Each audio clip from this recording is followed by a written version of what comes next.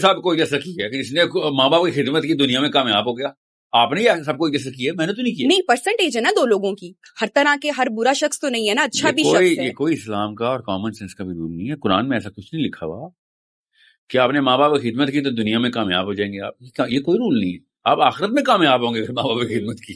دنیا کا کوئی کامیابی ہے، کوئی تعلق واسطہ نہیں ہے ماں باپ کی خدمت سے.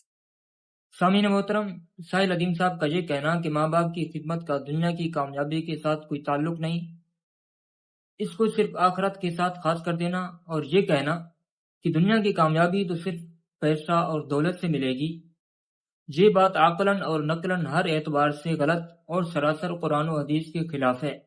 عقلی اعتبار سے اگر دیکھا جائے تو عقل بھی یہ تقاضا کرتی ہے کہ جو بندہ کسی کی خدمت کرتا ہے تو اس کو اس کا بدلہ ضرور ملتا ہے، اور جن کی خدمت کا خود اللہ نے حکم دیا ہے تو کیا اللہ اس کا بدلہ دنیا میں نہیں دیں گے؟ نہیں، بلکہ ضرور دیں گے. اور نقلی اعتبار سے بھی ساحل عظیم صاحب کی یہ بات قرآن و حدیث کے خلاف ہے، کیونکہ قرآن و حدیث میں والدین کی خدمت کو صرف آخرت کے ساتھ خاص نہیں کیا گیا، بلکہ والدین کی خدمت تو دنیا اور آخرت دونوں کی کامیابی کی کنجی ہے، رزق اور عمر میں برکت کا بڑا ذریعہ ہے. قرآن مقدس میں اللہ تبارک و تعالی فرماتے ہیں وَإِذْ أَخَذْنَا مِيثَاقَ بَنِي إِسْرَائِيلَ لَا تَعْبُدُونَ إِلَّا اللَّهَ وَبِالْوَالِدَيْنِ إِحْسَانًا.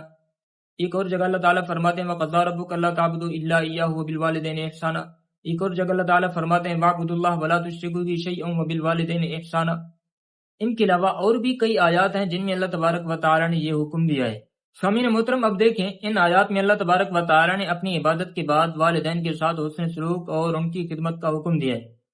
اس سے یہ ثابت ہوا کہ جس طرح اللہ تبارک و تعالیٰ کی عبادت اور فرما برداری دنیا اور آخرت دونوں کی کامیابی کا ذریعہ ہے، اسی طرح والدین کے ساتھ حسن سلوک، ان کی خدمت اور ان کی رضا دنیا اور آخرت دونوں کی کامیابی کا ذریعہ ہے. بخاری شریف میں حدیث ہے، حضرت عبداللہ بن مسعود رضی اللہ تعالیٰ نے نبی کریم صلی اللہ علیہ وسلم سے پوچھا ای العمل افضل، یا رسول اللہ ہمیں بتائیں کہ کون سا عمل اللہ کے یہاں زیادہ افضل ہے. حضور صلی اللہ علیہ وسلم نے فرمایا کہ نماز کو اپنے وقت پر ادا کرنا. حضرت عبداللہ بن مسعود رضی اللہ تعالیٰ نے پوچھا یا رسول اللہ پھر اس کے بعد کون سا عمل افضل ہے؟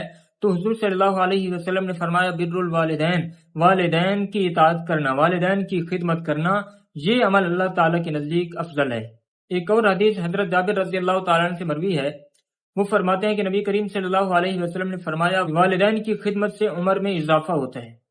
سامعین محترم، اس حدیث سے معلوم ہوا کہ ماں باپ کی خدمت سے عمر لمبی ہوتی ہے، مگر ساحل عدیم صاحب کی مجھے سمجھ نہیں آتی، کیونکہ ان کے نزدیک تو لمبی عمر بھی عذاب ہے.